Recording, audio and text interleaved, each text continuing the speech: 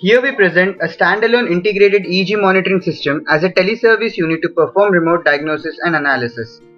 Our unit basically consists of four parts. The first being the Emotiv EEG headset. The Emotiv EEG headset has 16 electrodes with 2 as reference electrodes. The data acquired from this headset is wirelessly transferred to Raspberry Pi. The Raspberry Pi is a credit card sized computer with 512 MB RAM and 800 Hz processor. The acquired data is wirelessly sent through Bluetooth module to Raspberry Pi. The Raspberry Pi is connected to GSM module, the GSM module being SIM900. The GSM module uses the service network provider to send the data to the doctor's unit.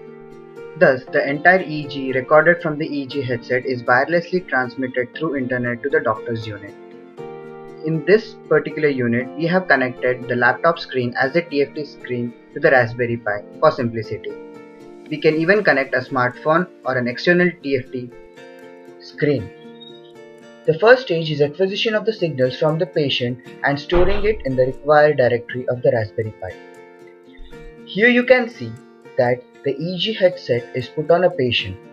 The moment you put on the EEG headset on the patient and click the button, the recording of the EEG signal starts.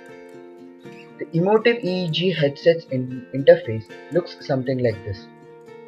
The signals are being recorded now. Here you can see that on the screen there are different signals acquired from different electrodes of the EEG headset. The second stage is the preclinical analysis of the EEG signal. Here the power signal coupling and the myosignal artifacts are removed using signal processing techniques. The features of EEG signals are also extracted and thus compared with the healthy and epileptic patients' data. Here you can see that we have written the code for signal processing and feature extraction. When we run the code, you can see that different features of the EEG signals are being extracted and stored in the particular directory of MATLAB. This data thus acquired helps the doctor to see whether the patient is suffering from epilepsy or any other neurological disorder. Thus we need to send this data to the doctor for further analysis.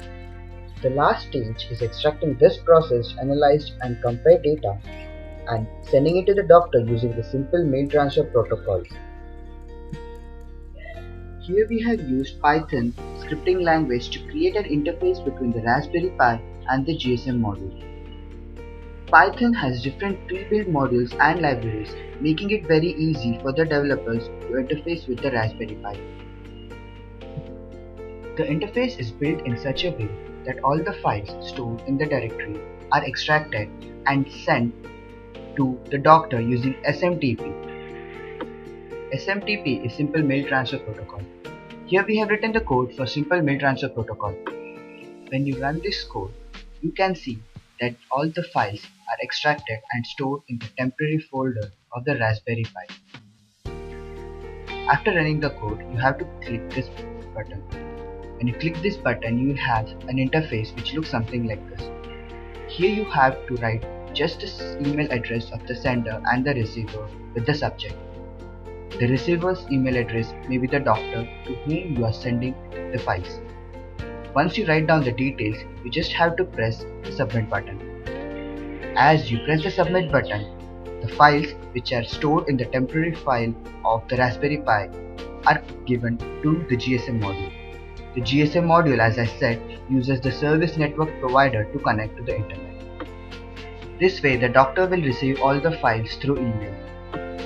Here I have opened my own email ID since I had given my ID as the doctor's address. Here you can see that I had received the mail just few seconds back.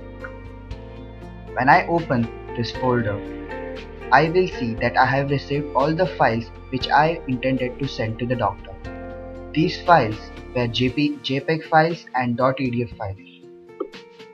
The JPEG files exhibits all the extracted features and compared results, while the filtered EEG data of the patient is sent as a .edf file, which would enable the doctor for further differential diagnosis. In this way, we can perform remote diagnosis of the patients without the presence of the doctor. This unit has creditable benefits over the pre-existing EEG data loggers. It is low cost, portable, and requires no skilled technicians, allowing the patients to use it at their disposal. Moreover, this unit can prove to be a boon for the diagnosis of the patients in the health camps.